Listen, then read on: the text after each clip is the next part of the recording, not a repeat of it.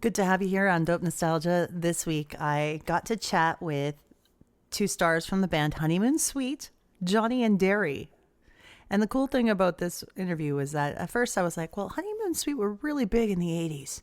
So I bet they don't really talk that much about the music that came out in the 90s. Now, I know for a lot of rock bands and hard rock bands, the 90s kind of could have been a tough time for them because of the grunge movement.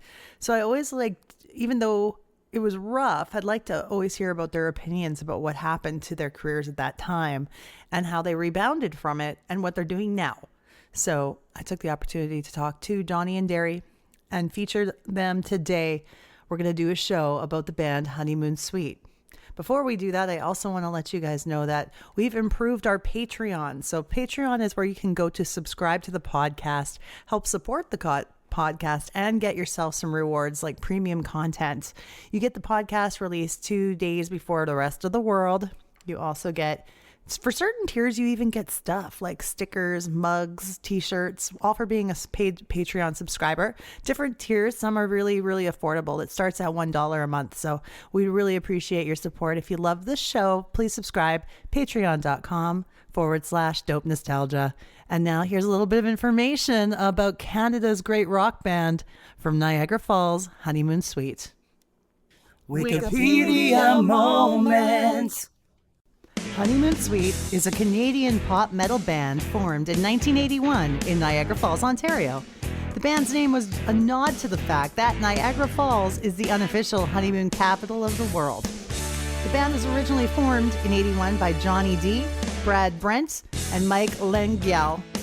By 83, the lineup changed, with D, the only original remaining member, now on rhythm guitar and lead vocals, along with new recruits Derry Grahan on lead guitar and Dave Betts on drums, both of whom had recorded 2 albums as members of Toronto-based new wave group Steve Blimke and The Reason.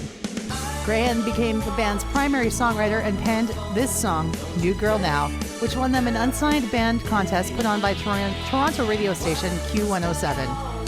Various keyboard players and bassists came and left during this time, but on the strength of New Girl Now, WEA Canada signed the band to the label. Ray Coburn was added as a permanent new member on keyboards as the sessions got underway for the group's debut LP, but the band still had no bass player, so bassist Brian Brackstone was recruited as a session player.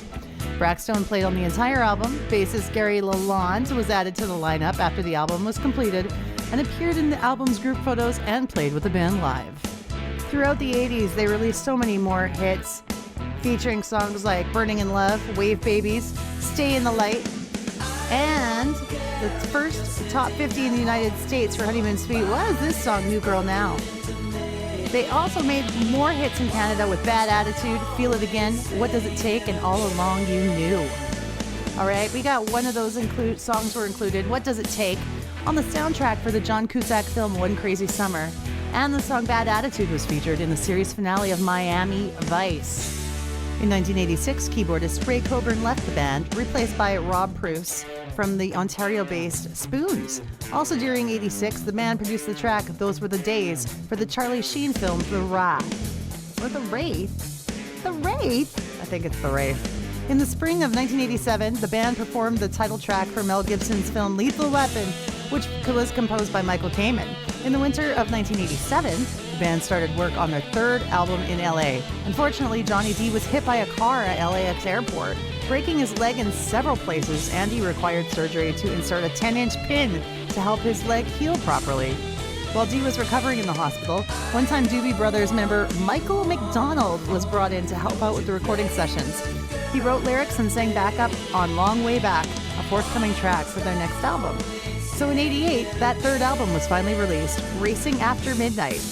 Then before the end of the 80s, they released their greatest hits. Then the 90s roll around.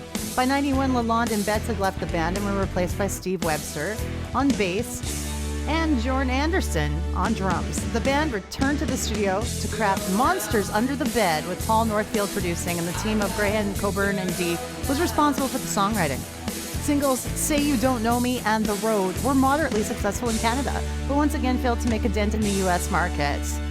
Well, Ray Coburn left the band again after this album.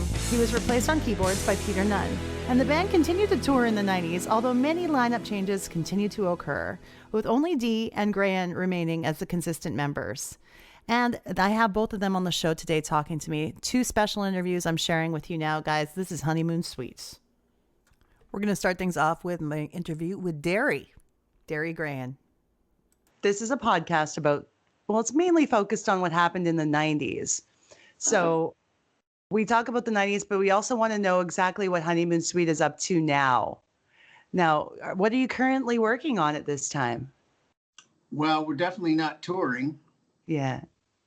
But on the upside, we're working on a new album. And we have been for about the last 18 months, kind of on and off, bits and pieces. We're really close to getting it done as of last February. Johnny, we're over in England doing the final overdubs, vocals and guitar and that.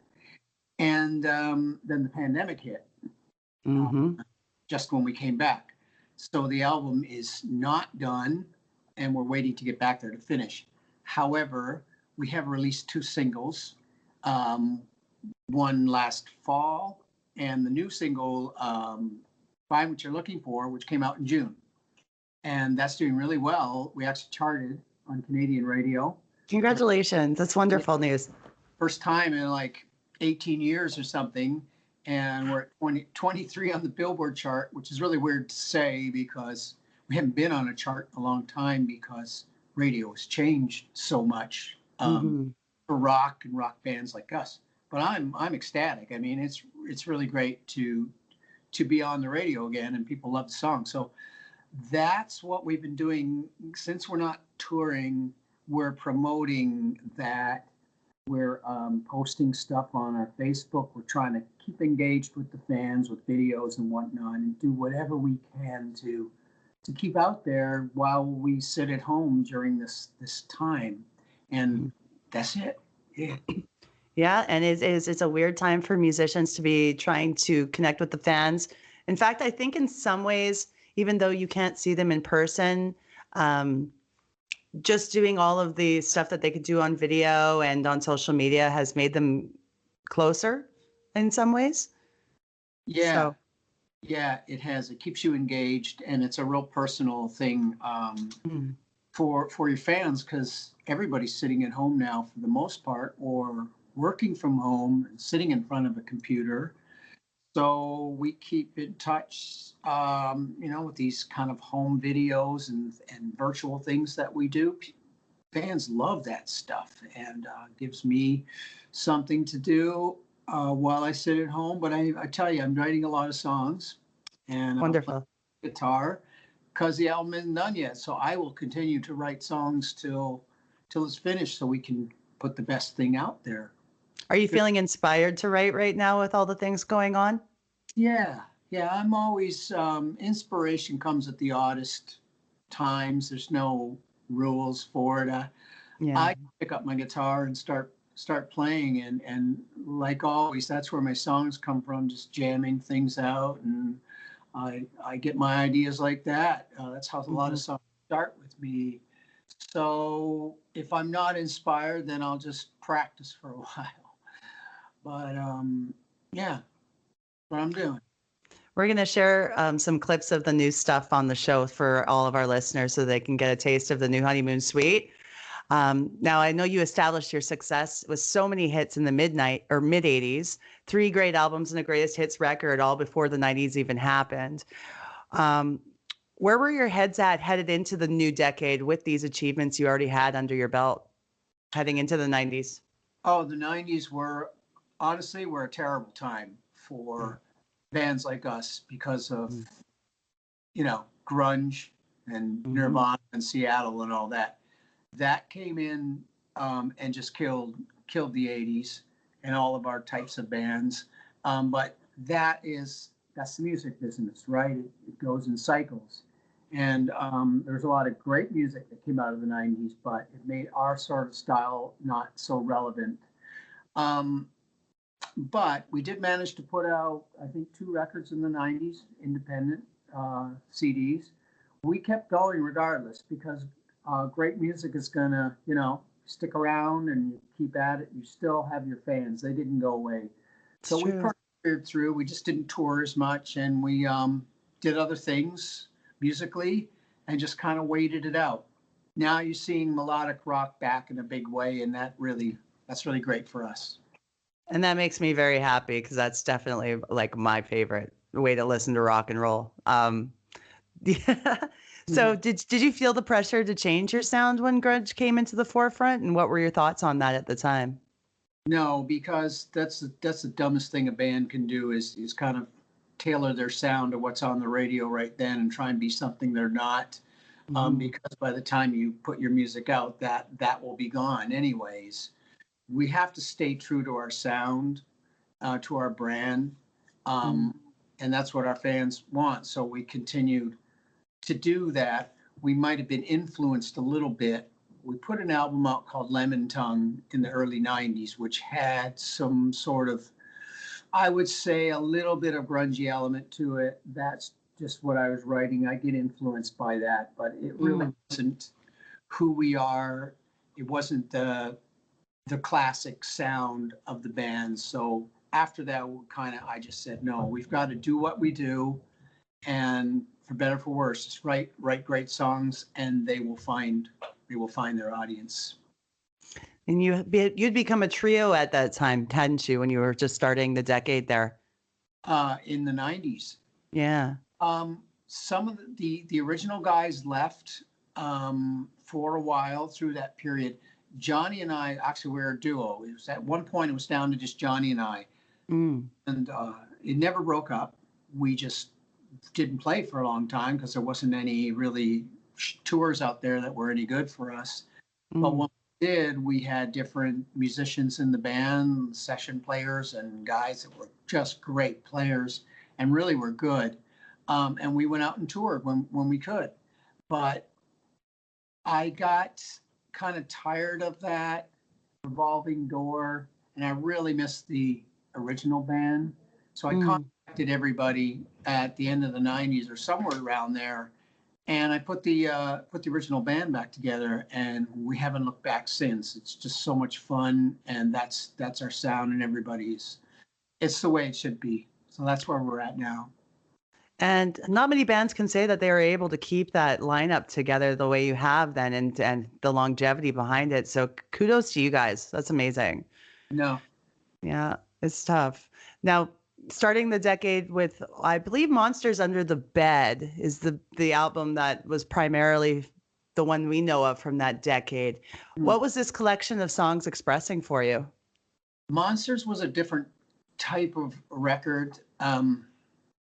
We were down. Dave and Gary had left at that point, and it was me, Johnny, and Ray Colburn on keyboards. Mm. And it was our last album that we did on Warner. We kind of took a little different, more of a serious direction, I would say, with Mm. that record. We really worked hard on it. The songs, there's some different subject matter on there. And me and Johnny wrote, and Ray wrote the whole record. Um, and it is a classic album. It really is a good album, but it's not like The Big Prize or the first album.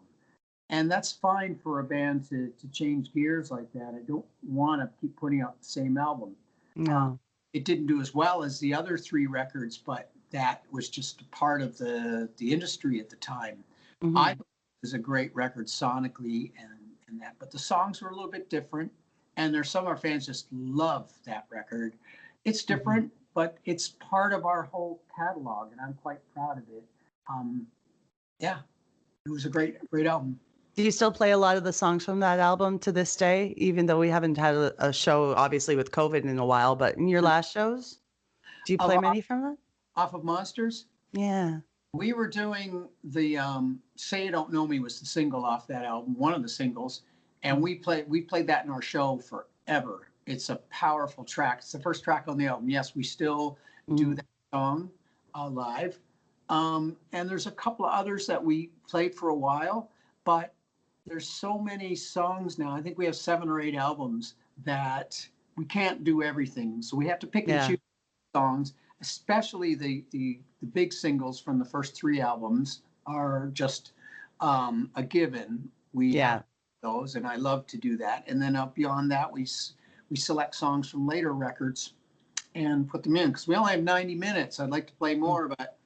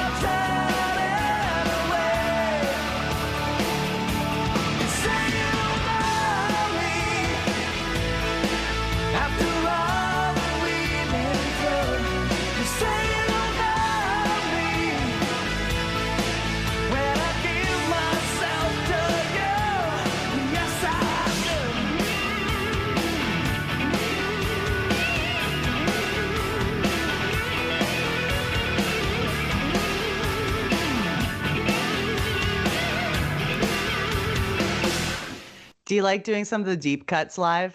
And the hardcore fans probably appreciate that. I do, but they come to hear the hits, but you have to balance it out with some deep cuts, absolutely. And we'll change the show up from time to time to pull something out from a B-side or the other side of the record. And it's really refreshing to do that on stage. It challenges you and people like it. We'll do that. What are some of your favorite tracks from that album? From Monsters? From Monsters, yeah. Your personal favorites. Bring on the Light. Yeah. Bring on the Light was a great song, and that was written, I think around that time there was this whole thing going on in Oka, Quebec, with the native Canadians facing off with the government over some land rights or something. There was a big thing going on, and that kind of influenced me and the writing of that. It's a killer track.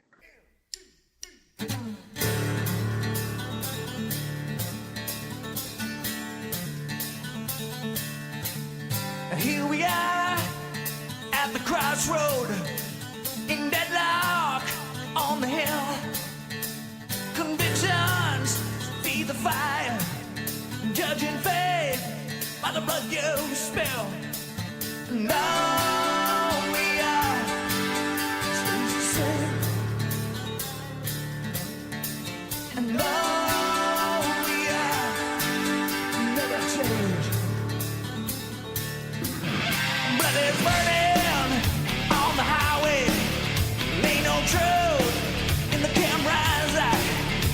There's a fire on the mountain and a bad moon in the sky. And all we are stays the same. And all we are, bring on the light and cast away the shadow. Bring on the light of a new day. All I Wanted is a very deep cut, but a very cool cut. Yeah. Let me think what else is on that album. Stuff. Now you've got me on the spot. But I know I'm really digging into people's past, but I like to know what not the standard cookie cutter kind of questions. I'd like to know some of the deeper stuff about your experiences during that time and what you're doing now. So that's why I ask. Yeah, well, the thing about Monsters, it was a really great experience. We recorded it. If you want to know more about it, it was done at Morin Heights in Quebec. Yes. Yes, which is super legendary, famous studio. I mean, Rush did moving pictures there, and Hmm. several other records. Some huge albums were done there. I mean, Mutt Lange worked there, and Mm. it's unbelievable the history of that place. We were in there probably a few years before it closed. It's gone now, but it was still a functioning studio. And we Paul Northfield was producing, and Mm-hmm. you live there. It's right on a lake, and you kind of live at the place, and you get up and you're in the studio all night. Then you go back and you sleep and you get up. It was such a cool experience there. You know, I remember one day we're sitting in the lounge and Neil Peart comes riding up on his bicycle because he used to live up there, and just comes in, hey guys, how are you? Um, just kind of stuff like that would happen, and it's a French Canadian countryside, and super cool vibe, and yeah, just a great place to make a record. What part of Canada are you from? I grew up in St. Catharines, Yeah. Ontario, next to Niagara Falls, where Johnny's from. So Mhm. that's where we, the whole honeymoon suite thing. It's where we kind of Yes. that. And then I moved up to Toronto for many years, where I met Johnny and put the band together. And for about the last 16, 17 years, I've been in the U.S. in Illinois. Oh, wonderful. Mhm. What are your favorite things about your country when you think about your Canadian upbringing? What are some of the things you'd recommend to someone who's never been to Canada? It's compared to what's going on down here in the U.S., everybody's so divided and angry. Um, Mm. when I come to Canada, which normally this time of year I'd be up there all the time, like every weekend, it's like a breath of fresh air when I step off the airplane. It's a different vibe. People are happy, they're friendly, or they're not as judgmental or divided or angry about everything. They're just happy Canadians, and I feel good when I'm there. People are friendly and just don't really worry about things so much. They're just happy to live in a great country that takes care of them. And yeah, I mean, I love Canada. It's where I'm Mm. from, and I'll always love it. I don't think I'll ever leave this country. I love Canada too. I live in Edmonton, actually. You're in Edmonton. That's right. Yeah. I know Edmonton very well. As you know, we've been there a million times playing, but I also have family in Edmonton Oh, that, great. that have been there for my 30 years. So I know Edmonton well. I have some great deep family ties there. Yeah, no, we seem to be doing pretty good here. We've got the NHL bubble going on right now, and the weather's great. So I love this city. Yeah, I see that. They're still playing hockey. It's kind of funny. Hmm. I've been watching that. Well, good. You know, I can't Oilers, stop hockey. Oilers were out so fast, I stopped watching right away. I But well, yeah, I know. yeah, Your Oilers are very there, yeah. it's been 30 years since we won the cup. So yeah, it's starting to take its toll on the fans, I think. But Well, um, you've got a big new building there now, right? oh, it's beautiful. Oh my goodness, that is a beautiful arena. I hope you come see it one day here. Yeah, I will. Well, hockey is, it's like that. It's like that. Mm. You had your dynasty, and someday it'll come back. It's a strange game, but True. Be patient, right? What was one of your most I'm not talking properly today. Memorable performances, and what kind of favorite memories do you have from performing at places like Much Music, for example? um, wow, much music. We Mm. When we put our first record out, we were so lucky to be on the crest of that wave. Um, right place, right time, and all that. Our first album was a great record, and it really just clicked right away. But half of that equation, I really believe, is much music and MTV starting up at that time, and the video age. Okay, Yeah. that had so much to do with just our skyrocketing our success. Um, Getting our music and our visuals to people. So we love much music. We went there many times. It was super important part equation in our success. Performances, man, there's just so many. I mean, so many things happen on that first record, and touring Canada and being on American Bandstand in the U.S. And just playing our first headline tour in Canada, doing nights at Kingswood Music Theatre in Toronto, doing headlining these sheds for 2 nights, and getting on American tours. All of a sudden, we got signed to Warner's in the States, Warner Brothers. So we went from being a 6-night-a-week cover bar band in Northern Ontario to getting our deal and putting our record out. And 6 months later, we're on a tour bus and we're opening in arenas all through America. Incredible. First tour was with Jethro Tull, if you can believe that. But for a bunch of young guys south of the border, it was so much. Yeah, it was fun. It really was a great time, and doing these hockey arenas, the Spectrum in Philadelphia and the Boston Garden and all these ones I'd seen hockey in. Now you're playing, so it was pretty cool. What a feeling that would be. Is there a different sense of achievement when you make that success happen in America as opposed to Canada? Absolutely.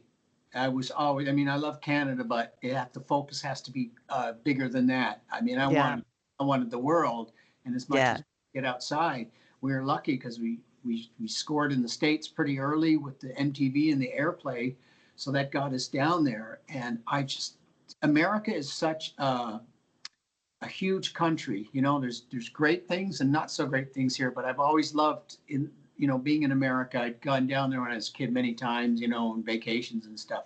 It's such an interesting place. There's so many different parts of America, and to tour through it and meet the people, it's a lot of fun. Quite an education. What do you think the youth of today, especially the young musicians, can learn from the past, from what bands like yourselves have accomplished? What can they learn? Well, the business is completely different now from when we started out, in terms of bands getting a record deal and selling albums and record companies. Now that's all different, but one thing hasn't changed, is that you've got to have great songs. If you're putting a band together, you really got to work at your craft.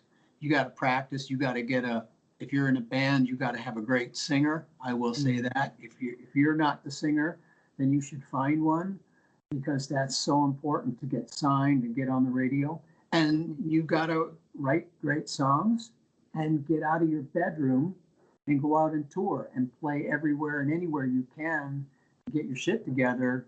Because doing YouTube videos in your bedroom is great, but it's not a career. You have to get out there and pay your dues. That's my advice, and then you'll have more longevity. That's the secret to the longevity. That's one of my questions you answered too. It's great. So what hard lessons have you learned throughout your career that help shape who you are today? Well, man, there's been ups and downs. We've had some great highs, but some big lows too. But I knew what I was getting into, and I'm into this for forever, for as long as I can do it, because I don't want to do anything else. And you have to take the good with the bad, not become jaded, and just kind of persevere. You definitely don't do it for the money. The money's a nice byproduct, because it gives you a bit of security to keep, so that you don't have to work a day job. You can just concentrate on music. But you really have to have a passion and a love for it, because you'll get knocked down so many times. But you have to be inspired, and you have to love. You definitely have to love music, push through, and you have to have a thick skin, especially if you're a songwriter. Oh yeah, being a songwriter especially, I can imagine that for sure. I mean, I've written some songs myself too, but I found it's very therapeutic. Um, do you get that feeling when you're writing that you Yeah, kind of like let things off your chest? totally. It's a great way to get things out, Mm. get back at people that you don't like in a in a veiled kind of way, and to kind of speak out. And if you've had a bad relationship, it's therapeutic like that. You've got to write a lot of songs. You can't give up because that lightning in a bottle only hits once in a while, and Mhm. you can't. All the songs are not all going to be hits. You have to. It's work. It really is work. I get up every day and I work at it. But you're doing what you love, and a lot of people can't say that. So I'm really happy for you, Derry. That's wonderful. What's some of your favorite gear to play with? What's your rig setup like for stage? Oh, we're going to talk equipment now. All Oh right. yeah, we got lots of listeners who enjoy the equipment talk. Oh, got guitar noobs, do you? That's right. Wow, that's great. Well, gear wise, I'm pretty simple. I don't have a massive rig or anything. I'm pretty old school because to me, well, for guitar players, the sound is in the hands. You Mm. know, it comes from your balls and your guts and your hands. I play, I've got a great old Les Paul. I got some Strats. And my all my old in the 80s, I was playing a lot of Kramer guitars with the Floyd Roses. And then my signature tire tread guitar, Mm. which this is exciting because Godin Guitars in Canada is doing a signature Derry Grahan model Oh, wonderful. very soon. It's my first one, and it's the black one with the yellow tire treads on it. That's kind of my thing, and they've Hmm. agreed to. They're going to. I'm working with them right now, and they're going to put a Dairy Grain model out, and it's going to be super badass when it comes out. Our fans are going to love it. So that one's coming out. Amps is just Marshalls. I've always been a Marshall guy, just 2000s or old 900 heads, dual channel heads, couple of cabinets Hmm. turned way up because I don't go with this transistor crap and this low volume stuff. I mean, to get my sound, you got to move some air. You got to have some volume. It's got to make the tubes work and the speakers pump. That's just my opinion. Um, pedals I don't use much other than maybe some distortion, chorus, flange, wah wah, all that stuff. But mostly I'm just dry and my sound, my tone is in my hands and the way I set up the amp. Like Hmm. I'm a big Eddie Van Halen fan, and you listen to his early stuff, and it's just straightforward crank through a Marshall, and the playing comes from him. Hmm. The tone. Yeah, Exactly. The tone, and the tone is everything. And just being who you are as a musician and the way you play and making your own signature sound is everything. Not all the other effects and pedals and such. Those are just fun for toys, but you got to make your own sound. yeah. You got to have Absolutely. your basic tone, and you give me like I've had other guitar players come up and play my rig and play my guitar, and it doesn't sound anything like me because they don't have the same hands. And I can go play another guitar player's rig and it'll sound like me and not them. It's just the way I play that guitar.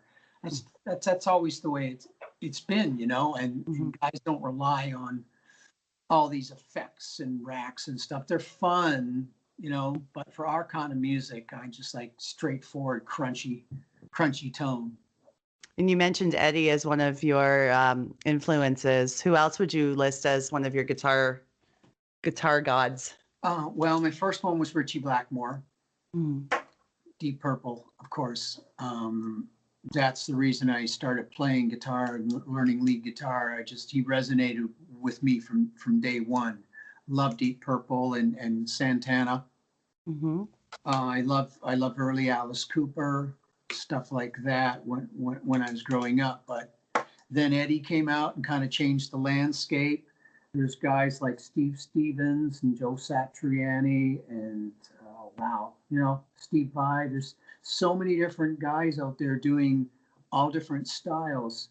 I can learn from all of them, and I really enjoy listening to whatever I'm in the mood for, like Joe Bonamassa for the blues stuff. It's just there's so much out there, and it's great. Now, just a couple more questions before we wrap this up. I wanted to know what the fans can do right now to get in touch with the band and find out what's going on with the new tunes. And do you have any like cool Zoom or video updates coming for them soon? Go to the Facebook. Yeah. Honeymoon Suite Facebook. I mean, that is we're running that hard every day, and it's there's constant content on there. We're promoting the single on there. You can see some new videos that we've done, and you can hear the song. Facebook and Instagram. That's where we're killing it right now. Beautiful. Now I'm gonna be speaking with Johnny this afternoon as well.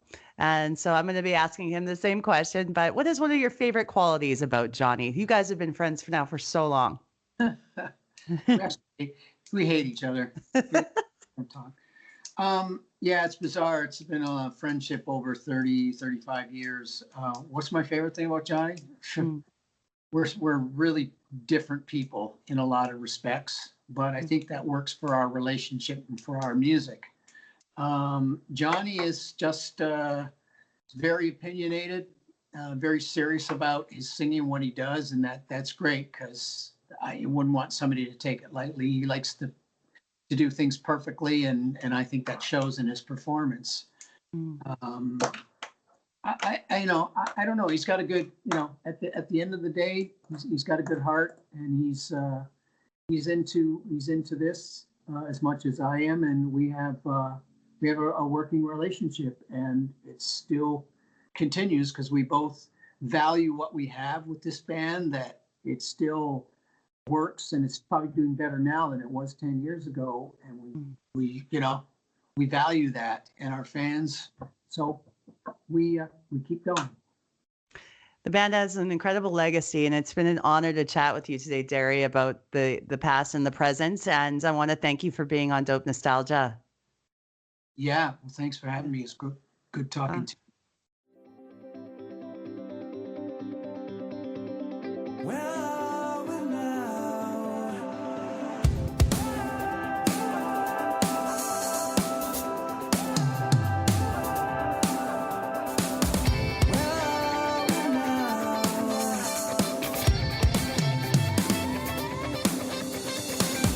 This is how it starts. The seams come apart. When did I stop to be a burning heart? We both waited for, wanting something more than letting days and days go by unanswered far. Where are we now? Tell me what you want. Tell me what you want. I can read your mind, girl. You said it won't be love. Now it's not enough. Where am I in the world? I'm trying. I can't take anymore. Tell me what you want. Tell me what you want. After these messages, we'll be right back. Analog Brewing, winner of 3 awards at the 2020 Alberta Beer Awards, is a proud sponsor of the Dope Nostalgia podcast. Analog Brewing is now offering delivery within the city of Edmonton with no delivery fee on orders over $40. Go to analogbrewing.ca/shop. That's www.analogbrewing.ca/shop and place your order today. When placing an order, you could also pay it forward and take part in their Nurse a Pint program and prepay for a pint for a nurse. Mention this podcast in the order comments so they know we sent you. Analog Brewing, taking beer to the next level. Have you ever wondered where some of your favorite stories came from? Think recent icons are just fads that were created in Hollywood? What if I told you that most of the pop culture icons we know and love have a long history behind them, and some of them have strange beginnings and even stranger roads that they've traveled to become what we know now? If any of this sounds interesting to you, join me as I take you through the history, lore, and the works of actual scholars to show you more about the tropes, legends, and cultural icons you love in the Armchair Scholar's Guide podcast. Together, we will go over what makes these figures in our movies and books so special, reveal how old they actually are, and see how they've changed over the years.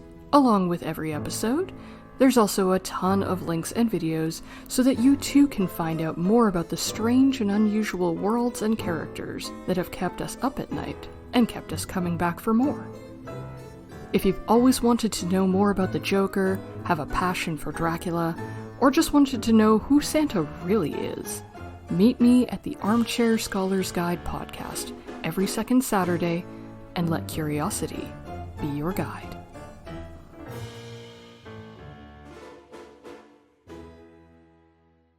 When you want a hot meal without a big deal, what are you gonna pick? Hot Pocket. When a hungry bunch shows up for lunch, what are you gonna pick? Hot Pocket. Hot Pockets, filled with delicious pepperoni pizza, chicken and cheddar, or ham and cheese in a crispy pocket. When it's late at night and you want a tasty bite, what are you gonna pick? Hot Pocket. The hot meal in a pocket. What are you gonna pick? Hot Pocket. Try Lean Pockets, too.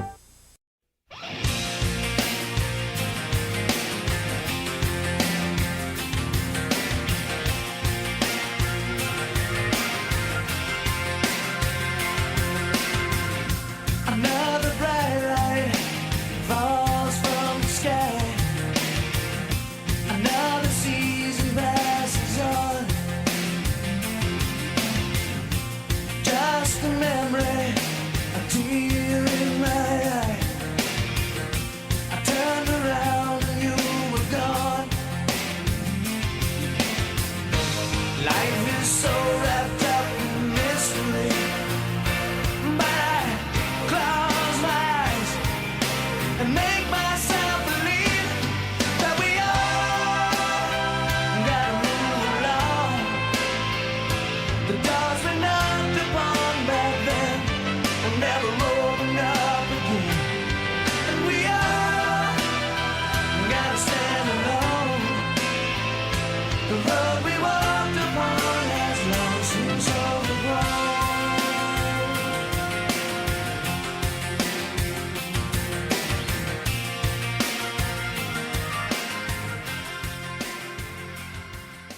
And now we're going to do some chatting with the lead singer of Honeymoon Suite, Johnny D. I know that area code. Welcome to Alberta. Yeah, how you doing? Naomi, right? That's right. It's a pleasure to talk to you, Johnny. Thank you for your time today. Oh, thanks. I love that name, Naomi. Naomi Carmack. Okay, cool. Yeah. Yeah, all the way from Edmonton. Where are you? You're obviously in Ontario, 905. Yeah, I'm close to Buffalo, close to Fort Erie. I'm off Lake Erie. Mm-hmm. It's a little beach community. A lot of old people around here that never knew me till now. Now I've got to meet my neighbors and all that sort of stuff. And yeah, it's just outside of Niagara Falls, Ontario. And that's where you're originally from, is Niagara Falls?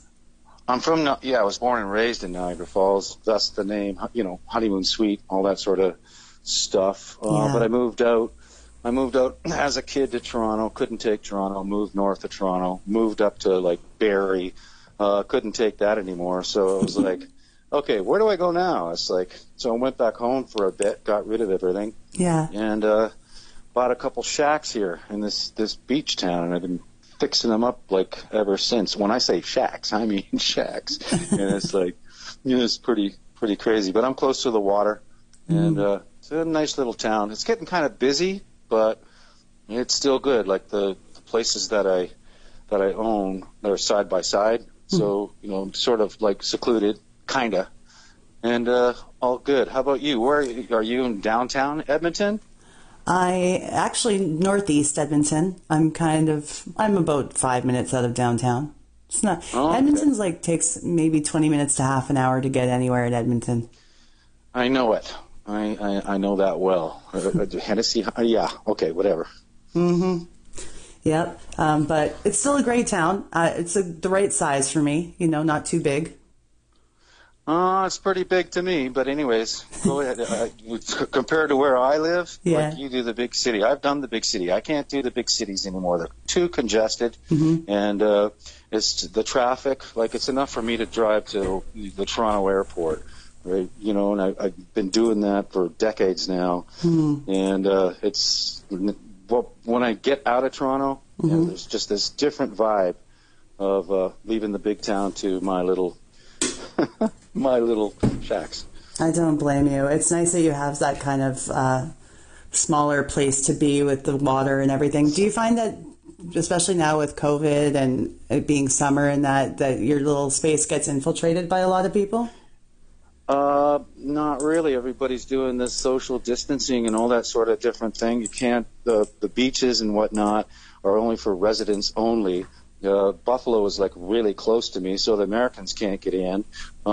So it's still, it's quiet, it's most quiet as it's ever been. So do I like it? I don't know.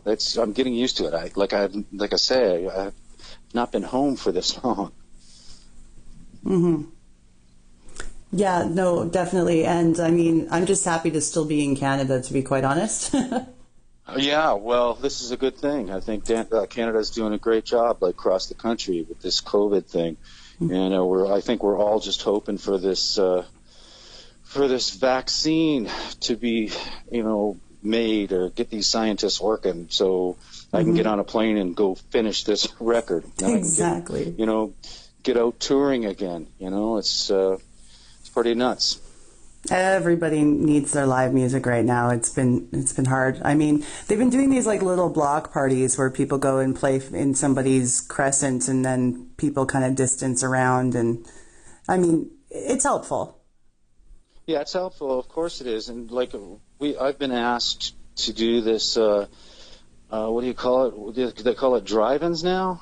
It's like you know, where you're on stage and people are in their cars and all that sort of stuff. I don't know. I've done so many things that I have not wanted to do in the past. I mean, this would probably be just another one of them. But if that's what I have to do, that's what I have to do. But the main thing right now is our producer he's in the UK, right? And I got into like another 3-4 tracks to finish off. So when these borders open up, that's going to be the first thing I do, finish this record, because it's been like a year of trying to get it done, and then this this COVID thing just put us at a standstill. But that's whining. I don't want to whine. This is what's going on with the rest of the world.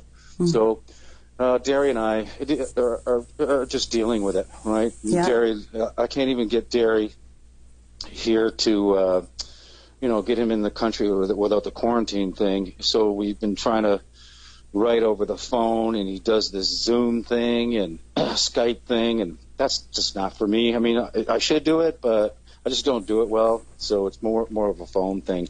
So it's a pain. But you're making it work, and yeah, you're being positive and saying, okay, there's ways to get things done. Yeah. Right. Well, you have to be positive in these times. I mean, not to get there's so many in this business. There's so many creative dive bombs and negativity. Like, why are you guys doing a new record? Or, like, why are you doing this? Nobody's going to play it. And I'm kind of like moving ahead into the new single. But yeah, so like 3 weeks ago, this new single we put out started charting, and it's like, oh wow, Congratulations. Go ahead. Congratulations. I'm so happy to hear that. Right. Well, it's pretty wild for us. I mean, we try to stay current, and we put out records prior to this and a single which did well via social media and all that stuff. But now we've put out this song, and it started to chart. It started at like number 29 of the top 30. And as of 2:30 in the morning, when I woke up, checked my computer, because I can't sleep. I'm not used to all this energy. So I get up, turn it on. Now it's number 23. And number 1 is Drake. So wow. Go figure, like Drake, number 1, Honeymoon Suite, like number 9. I don't know. It's wild stuff. What's going on? That's what I want to hear. I want to hear that bands like yourselves are charting again in a perfect world. Exactly. I'm telling all the bands that, I get out there and play with, I go, hey, you guys writing? And they're going, no. I go, you guys got to write, put stuff out. Like for me personally, I don't want to be that band that gets up on stage and just continuously going on with their past successes. Mm-hmm. I mean, I'm not going to play the new stuff because, I've seen bands do that too. And when I go see a band, I want to see them for how I know them. So, but now that this one is charting, I can add it to the list of songs. So then instead of it being like 2 hours, it'll be 2 hours and another 5 minutes, whatever. I'm just kidding there. I'm always happy to hear the new stuff. And one thing that actually kind of irritates me. I'm kind of losing you, Naomi. Oh, you got sorry. me. I think you got me. There you are. There so you go. Sorry. Fine. One thing that kind of irritates me at live shows is when people take the opportunity to use the washroom during the new song. It's like. Exactly. Well, what are you going to do? They just don't want to hear it. But this is charting. Maybe it'll become part of their, geez, I heard that song on the radio kind of thing, which makes it cool, and hopefully they'll stay. There's so many beautiful songs that get missed because people didn't have it fed to them by the radio over and over until it became a staple in their own catalog. Yeah. Well, some songs I missed that way, but the idea is to put that new song out, and the listener goes, "What was that?" And then they look for it, and that makes it like huge. That's wonderful.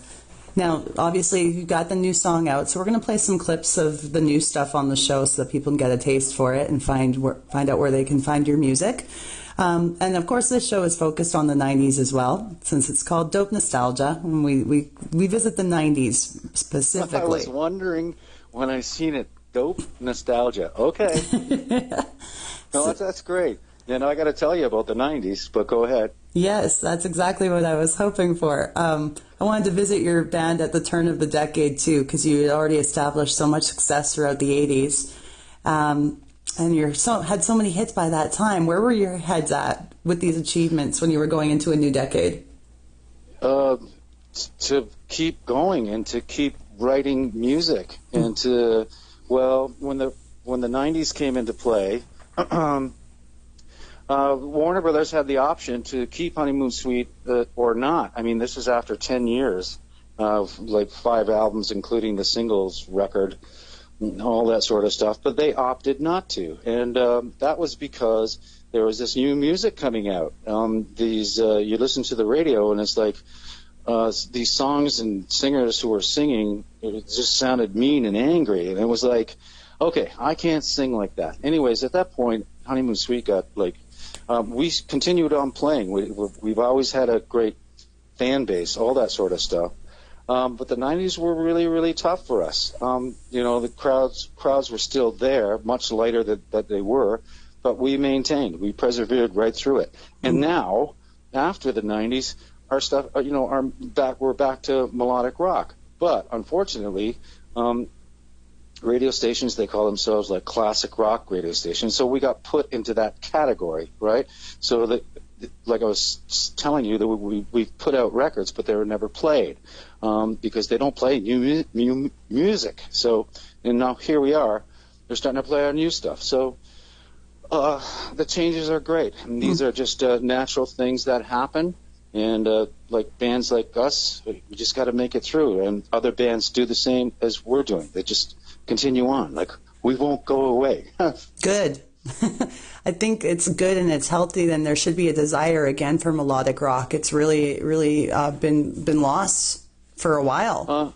Well, it's come back, and I think it's basically our fan base, which the demographics have changed. So, like, we got like people my age in the crowd, but then they got their kids. So, and they're in the front row, and some of them are like 8, 12 years old. And it's like, we do festivals, and I've been saying, geez, sometimes I got to stop and say, look, how old are you? And it's like, to this kid, I give him the microphone, which definitely I won't be able to do nowadays, but, and they tell me they're 8, 10 years old. So it's really cool.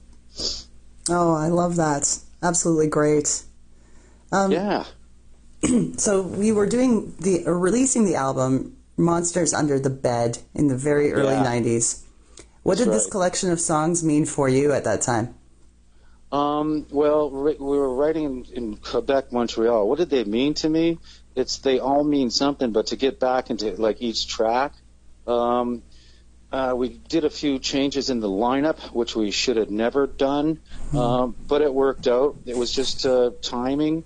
The album there were some great tracks on it, but it didn't do much for us, which is, and like I say, in those times, nobody really cared much about Honeymoon Suite except for our fan base. So like I say, we made it through. What was going on through my head? It's the same thing that always does. It's just trying to make the best songs I possibly can and try to stay true to my vocal.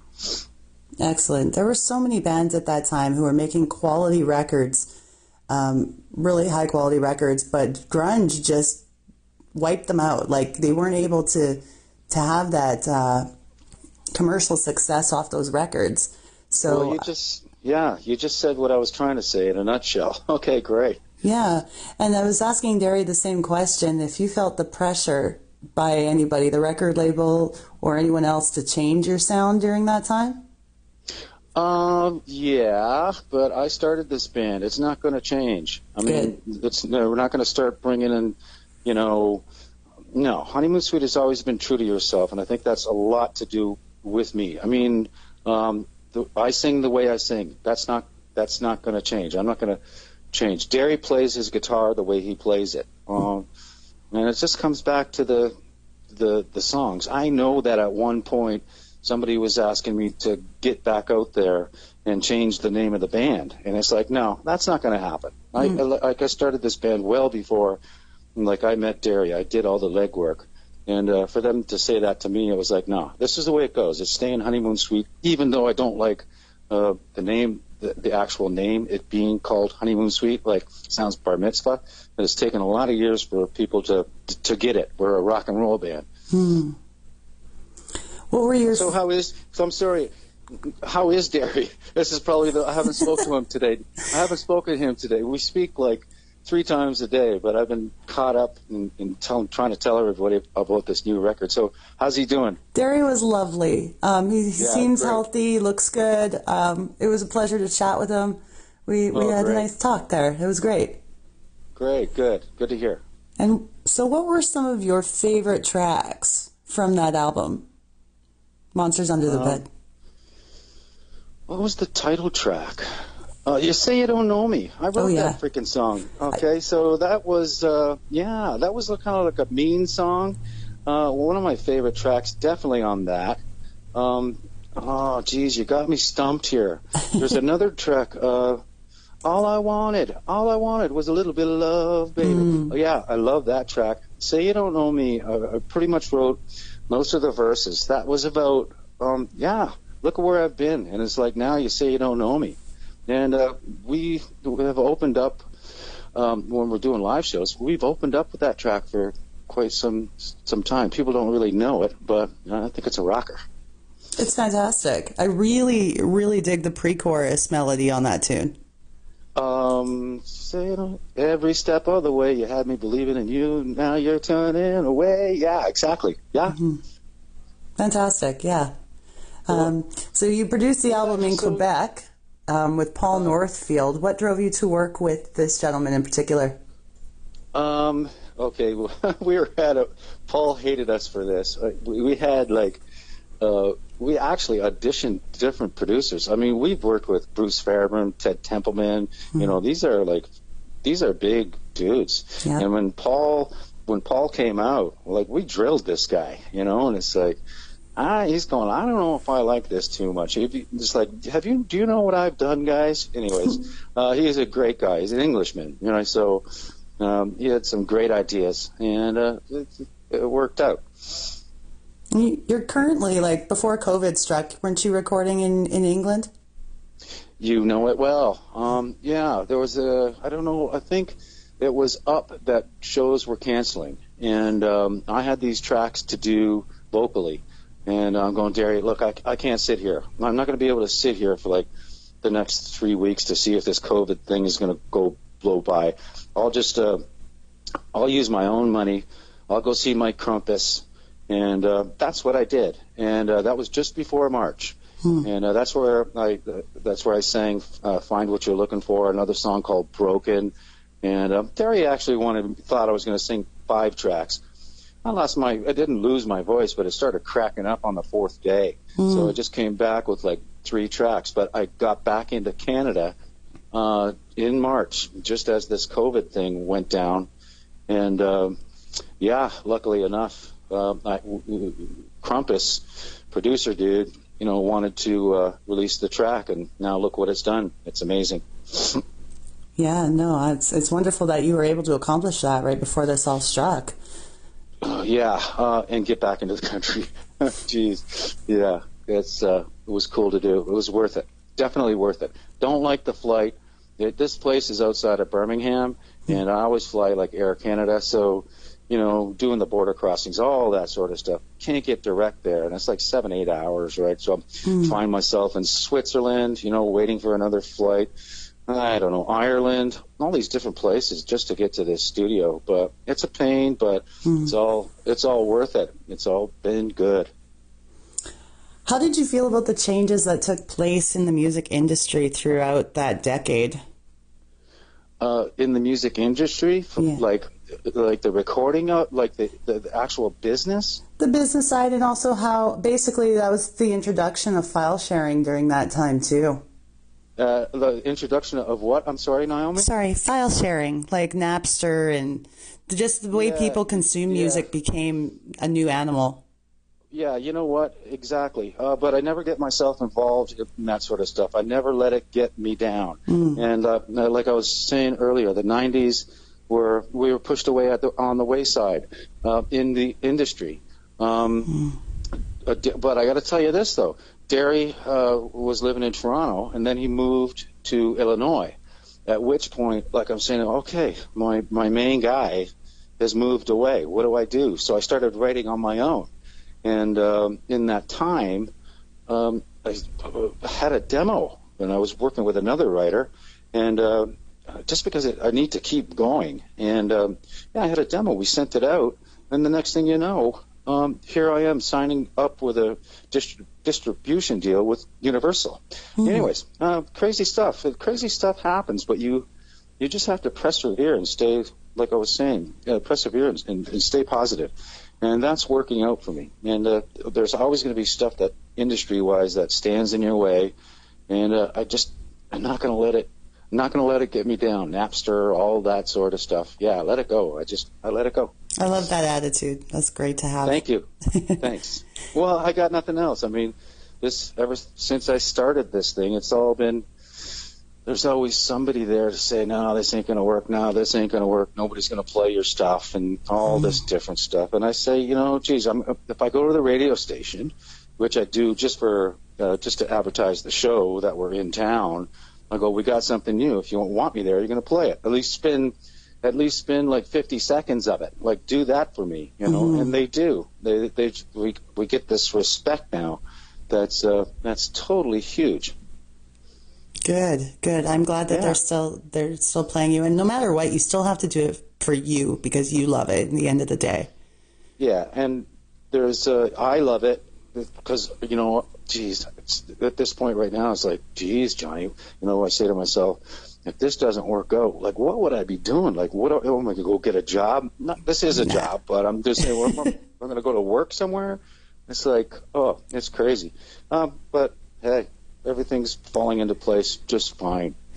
When you guys were up and coming and getting established and starting to get the hits rolling out and whatnot, did you do? Were you bad? Were you controversial? Did you do any like? No, none of that sort of stuff. Not political by any means. Like, second record had Bad Attitude on it, but and actually, I got to tell you this. Now that you back to Monsters Under the Bed, keyboard player Ray Coburn goes, we should write, to try to get with what's going on, and there's a swear word in it.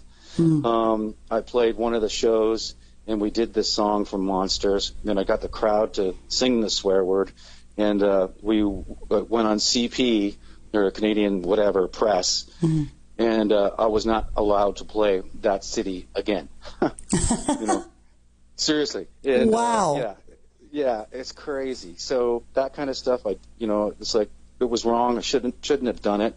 The song was what it was for that time, but I'm not going to do that sort of stuff. And it's like I say, I got on Canadian press, and it's like I get home, visiting at that point. I wasn't living in Niagara Falls, just to visit my mom and whatnot, my dad.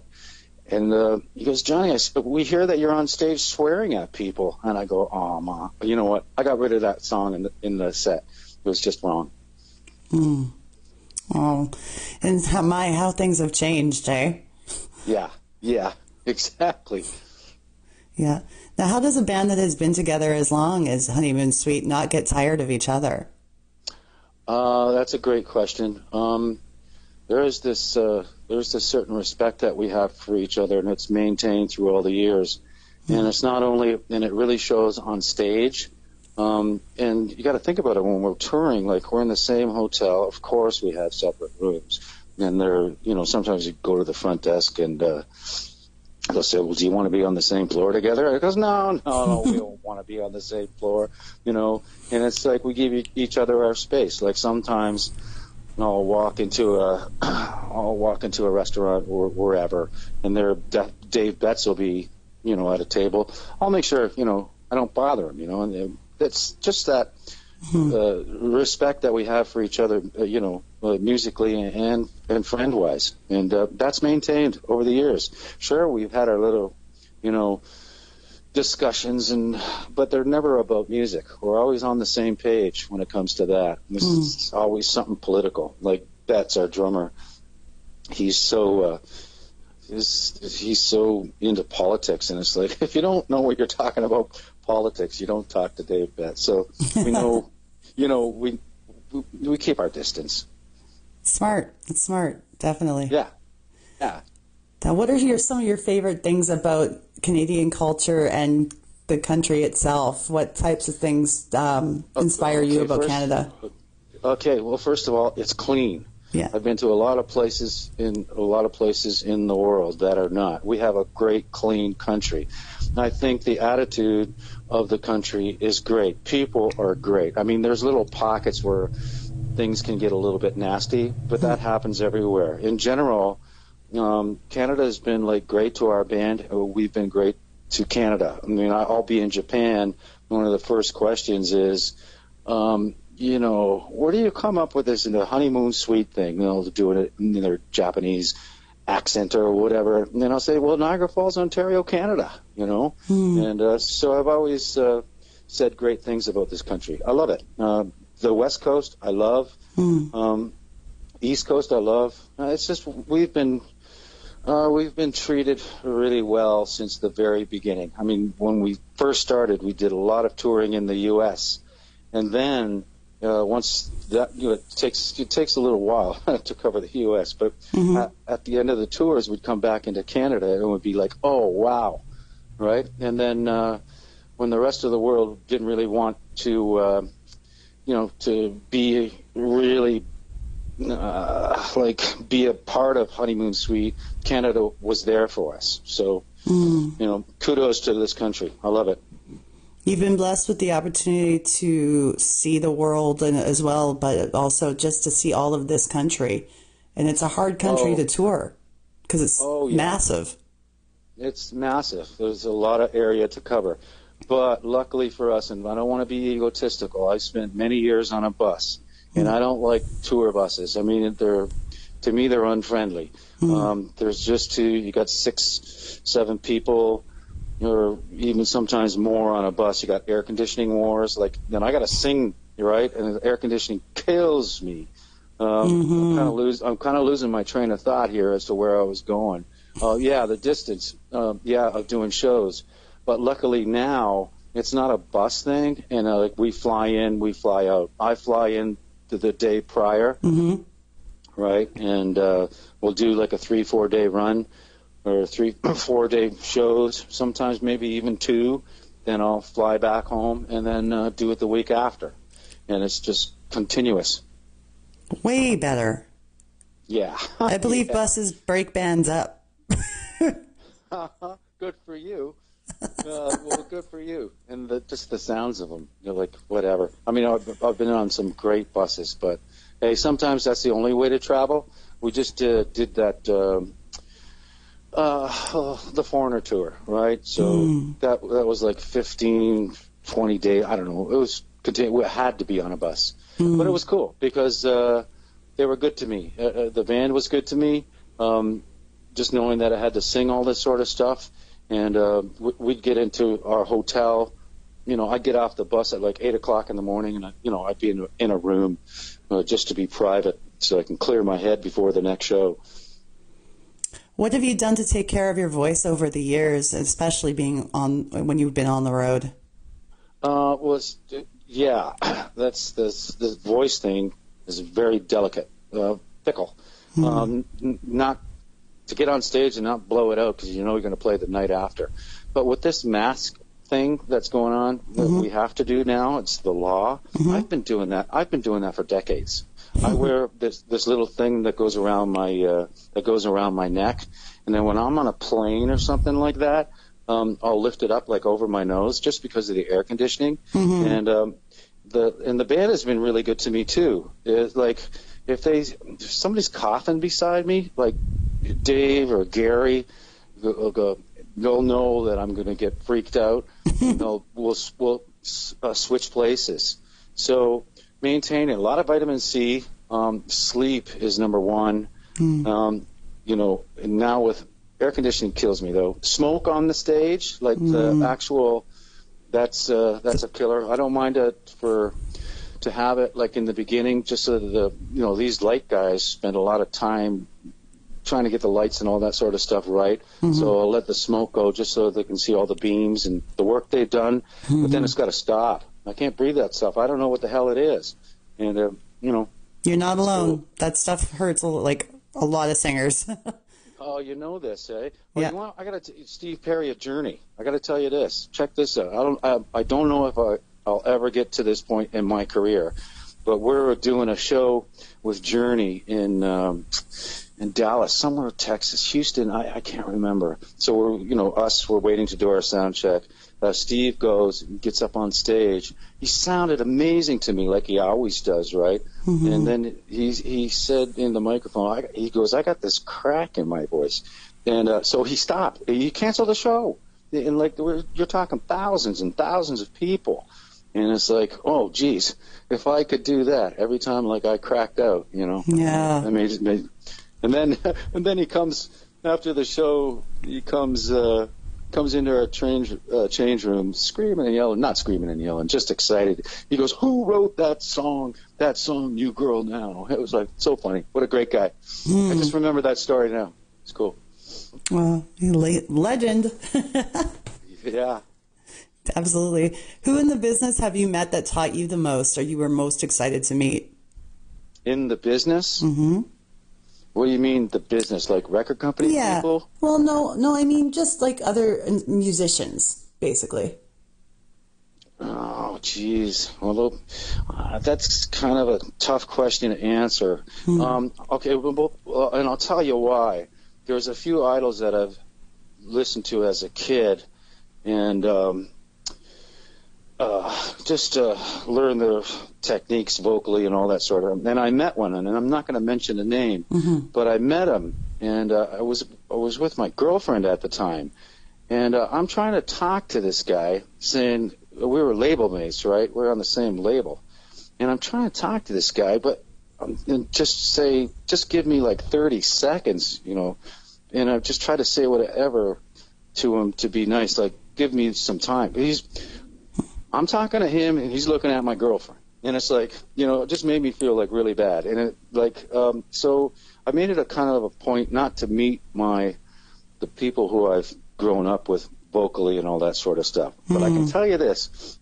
One guy, because of that story, Lou Gramm, I've tried to, capture his, I'm never going to sing like Lou, but, as a kid listening to his voice was so cool. So now, years and years later, here we are, and I'm singing, opening up for Lou Gramm, right? And so the bus pulls up to pick us up to go to the show. I get on the bus, and there's Lou sitting right behind me. And I was nervous as freaking hell. And it's like I wanted to turn around and say, "Hey, Lou," but I couldn't. Weird stuff. Yeah, wow. I understand that feeling, though. Like, you don't want to be let down. Yeah, well, sometimes you just do, right? Mm-hmm. And it kind of wrecks it. And, just kind of wrecks it. So I kind of try to stay away from that. If somebody like a big artist came up to me and said, "Hey, Johnny," that would be, and actually I got another story after this. I know I'm babbling on, but this will probably be the last one. It's great. If somebody comes up to me and says, starts yakking at me, and I'm going to be the nicest guy I possibly can. So it wasn't a month or two ago that I pick up the phone, and the guy goes, he goes, "Johnny, it's Mike." I go, "Mike? Okay, Mike who?" He goes, "Mike Reno." I go, "Mike." It's like, wow. I've seen, we've done so many shows together, and here he is on his own time picking up the phone, just calling me to go, "Hey, how you doing? And I really like what you guys are doing."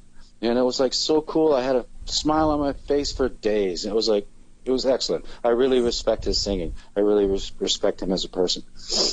Oh, that's wonderful. Yeah. Yeah, no kidding. It's nice that people keep in touch and check in with each other, Yeah, well, this is a first for me. We've done so many shows together. Yeah, and sort of in passing, hello, this and that. Hey, we're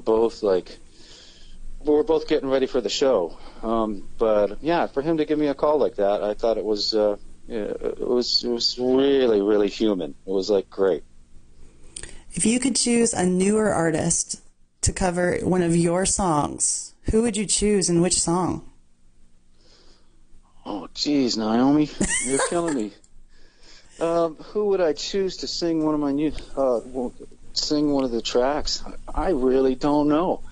I really don't know. That is so tough. I'd really have to think about it, and I don't want to give an answer that's stupid, but it would on YouTube. There's a bunch of cover bands singing our stuff, and they're not really known or whatever, but they sound really good. Look at the new singer for Journey, right? I don't know if it arises, and maybe it will one day. I'll be glad to say, "Hey, go ahead." Absolutely. I got to thank our friends of the show, Kendra, for that question, because that one stumps people. But it's yeah. Well, can you imagine if Lou Graham came up to me and goes, "Johnny, I want to cover this song," and it's like, oh, okay, yeah, it's a stumper, and you stump me, okay. No more stumpers. These are weird questions, I know. What's a clothing item or toy, something of that nature, makes you nostalgic for the 90s? I've gotten rid of them. Some of the stuff that I've had to wear back, not had to wear, but we've had people say, "Hey, wear this and wear that." I don't keep anything. I mean, got to a point where when we first started, we had wardrobe cases and all that sort of stuff, and it's and I look at some of the stuff that I was wearing, and then I go, "Oh my God!" It's why the hell did you wear that? So I get rid of it. I did. It's the headbands, all that sort of junk. No, I had to move on. Yeah, no, those things can stay where they were back in the time. Exactly. Did you get involved using the internet when it was a new thing in the 90s? Were you into it right away, or did it take a while? It took a while. So I'm so old school. I started up doing the Facebook thing, and Facebook came was whatever. That's internet. Not really, but I did. And then you know what? Once it got into the point where people got to know me, they could say anything they wanted to say. So I pretty much got rid of it. I am so not computer-wise savvy at all. Mm-hmm. That's probably one of the reasons why I don't do Zoom. I mean, I have it on my computer, right? And I have everything that I possibly need. I like the fact that the Google thing now, I watch a lot of artists. I've been watching David Gilmour and Supertramp and all these different live things, and movies and new songs, and But no, I never got into the internet quick, and I'm still not. Yeah. That's for Derry. He can take care of that. And if it wasn't for him, like if it wasn't for him doing the Skype and the Zooms thing, then I would have to be doing it. And geez, like I've been on the phone like for the last 3-4 weeks, telling everybody that we got a new record. And Good. So it's a lot of work, and I don't know how you do it. I mean, are you doing these things like every day? I usually set aside time to do a day or two a week where I have some chats with some folks for the show, and I just love it. I love hearing their stories. I find it inspiring. Okay, well, that's 2 days a week, Naomi. Okay, Yeah. 2-3 days possibly. Yeah. I'm doing this, like tomorrow, for example, I start live on the air at 8:55. Wow. And I don't finish till in the afternoon. And like I said, I don't sleep sometimes, and it's like, this is not new to me, but this whole thing is it's totally wild, just the way it goes. But I'm proud of you. If you can do 2 days or a week, that's great. But we can't. We need to let everybody know we got a new track out there that's doing well. So I'm on the phone telling everybody, speaking to you. It's great. And I'm glad. I mean, I've had a blast talking to you today. I was going to ask you a couple more things here. I asked Derry this question as well about you, and I wanted to know, what is your favorite quality about Derry? What is my favorite quality? Well, he's down to the point. He's friggin' honest. He's a great business person. There's a lot of different things. The list could go on, but goes back to that respect thing. Quality, he's just a good person. Mm-hmm. Oh, yeah. No, absolutely. And I mean, I was very inspired to talk to both of you today. I learned a lot about the band and what's coming up. I'm excited to hear the new stuff, and we want to share it with everybody on the show as well. So, well, thanks, Naomi. Yeah. What would you say, to wrap things up, to bring back melodic rock?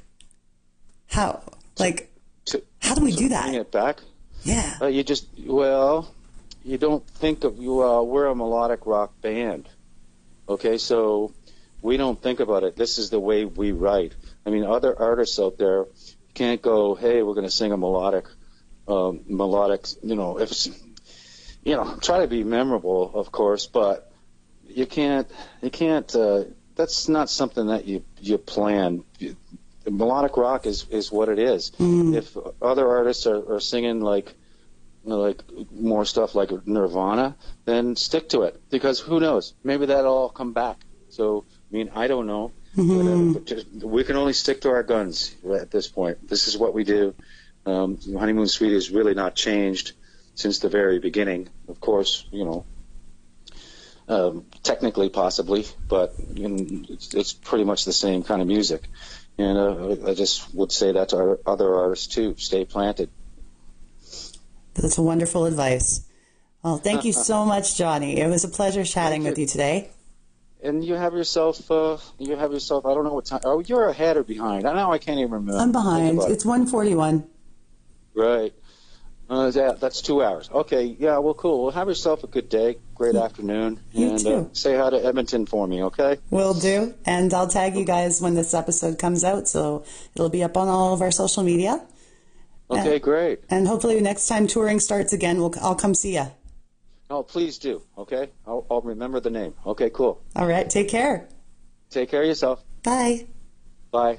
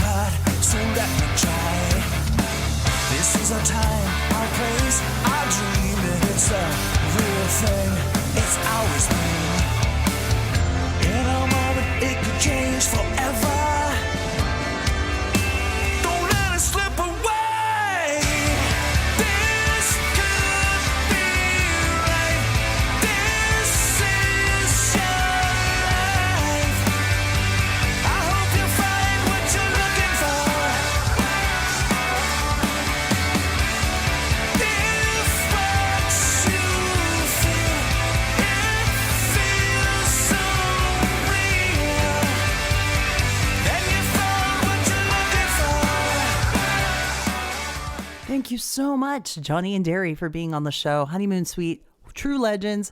A blast talking to them. Thanks for being on our show. You can check them out at honeymoonsuiteband.com to find out what's in their future. And of course, the 2 new singles that came out this year, Tell Me What You Want at the end of 2019, and the one that was out in June this year is called Find What You're Looking For. On the next episode, I have a special guest who wasn't even born yet in the 90s. In fact, he has a very special connection to music history because his grandfather is one of the Temptations. And he is smart. He's out doing his own musical thing now. He wants everybody to know about him. Trace Austin is going to be on the show next week telling us all about his music and all the cool lessons he learned from having such elite musical royalty around him growing up. So Trace Austin next week as well. We'll be playing more of that show, that game show I love so much, that This Is Fucking Stupid game with our music trivia friends. So we'll see you next week. I hope you enjoy. Social media, yeah, we've got it. Send us an email, dopenostalgiapodcast@gmail.com. Twitter, Nostalgia Dope. Or on Insta, dope_nostalgia. This podcast is licensed by SOCAN because we believe that artists should be paid for their work.